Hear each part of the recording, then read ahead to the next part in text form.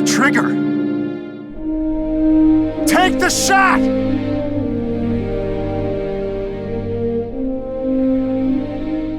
Well, thank you for joining me today to talk about The Godfather, Buck. What an intense drama. So, gentlemen, congratulations. Thank you. Let's start with you. You know, it's a pretty intense drama. Can you set up the film for us? Are you talking to me? Yes. Yeah, Frederick, you wrote it. You take it away. Sorry, I wasn't quite sure. Okay. Yeah, so I don't know. I was going to give you a little background to it, or do you want me to just tell you about the film? You can do both. That'd be great. Okay. Well, I was just thinking, it's interesting. Feature films don't usually happen this fast. I mean, if you go to, a studio film, usually they say it takes 3.5, 4 years from idea to getting it out there. We did it in basically a year and a half because I started in October 2020 to write the piece.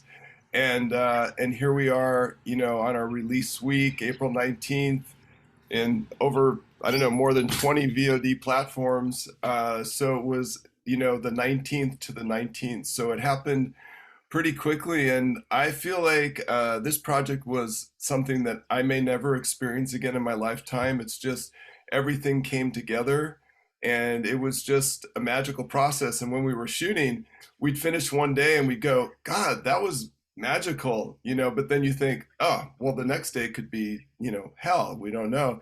And every day, even though there were long days, it just felt like the crew meshed. The crew had worked together with Thomas Churchill and his production company in Los Angeles, and they kind of had a nice rhythm going. And then I was very fortunate to have Kyle sign on, to play my younger brother, and then my friend who I knew, Indar Smith, to play the stepbrother. So it was all a pretty magical process, and I can't even believe we're right here, in this release week. It just doesn't even seem real. Frederick, I can't believe, producer, writer, star. I mean, you must have had no sleep during this whole thing. Well, it was interesting because I had come off. What I really wanted to say is that we don't have literate dramas like this anymore, and it was really interesting when George, our editor, was editing.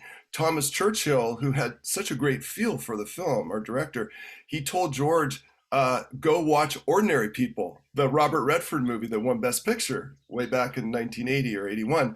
And tonally, we're like Ordinary People, and the other influences were honestly Luchino Visconti, his masterpiece that I don't think a lot of people know about, Rocco and His Brothers, was the thing that spurred me on to want to write about men and masculinity. That piece was about 5 brothers who came from rural southern Italy to make a new lives for themselves in industrial Milan, and it was their relationships. And so this piece, because I did The Accompanist before, which was a film of a gay relationship in the world of ballet. So this is, you can't get quite any different than exploring men and masculinity through our, annual yearly visits to our dad's cabin to hunt. I was going to say, showing men in touch with their feelings, working out their problems. It's not something you see as a subject matter in films. And I did think of Ordinary People. Funny you should mention that,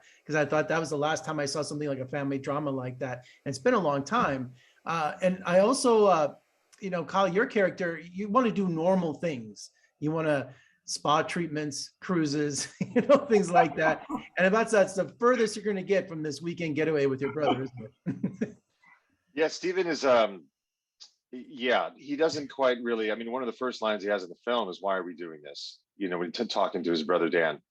And, Stephen, he starts off, he's not as enthusiastic about this, hunting and talking about men and masculine things and everything like that. He kind of has, he's like gluten sensitive, and he has different focuses in life and different interests and different politics, maybe even a different outlook on life than Dan.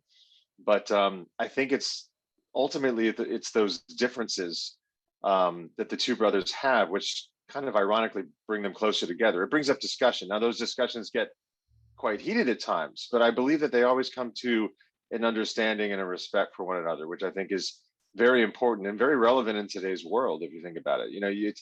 I think it's unfortunate that you have today, it's like if two people disagree on an issue, whatever it is, could even be a hot-button issue, there doesn't seem to be a respect for the other person's point of view. It's just like, I'm right, you're wrong, I'm better than you, I'm bad, or I'm good, you're bad, whatever. And I just think that this film can really, I think it's very relevant in today's times, that you can have two people that really, maybe even vehemently disagree with their outlooks on life or what have you, but can ultimately respect each other in the process.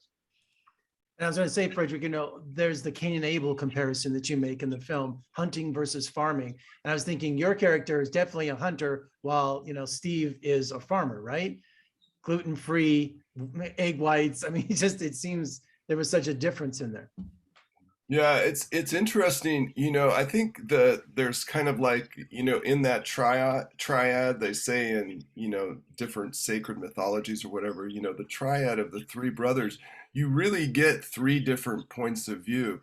But what I personally love about this film, not only that we get to explore these complex characters, is that there's a mystery. And I think that's what audiences, well, at least the people I've talked to that seen the film, of course, we can't give away the conclusion, but that you're peeling an onion and you just, it's like, it seems like casual conversation, but then it gets kind of weird. And you know that there's something wrong, but you really don't know what it is. And then you find out, later in the film. But I just wanted to say, Kyle and I were really blessed to work with acting coach Larry Moss.